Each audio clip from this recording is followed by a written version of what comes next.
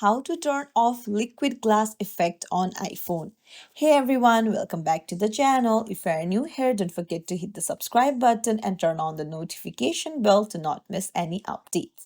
So if you want to turn off the liquid glass effect on your iPhone, you'll need to head over to your settings and then navigate to accessibility. Now you'll find display and text size. There you'll find reduce transparency option, toggle it on. So it helps to improve contrast by reducing transparency and blurs on some backgrounds to increase legibility.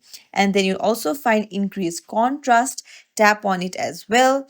And color contrast between app for foreground and background colors will be increased, which will help you make the glass effect better.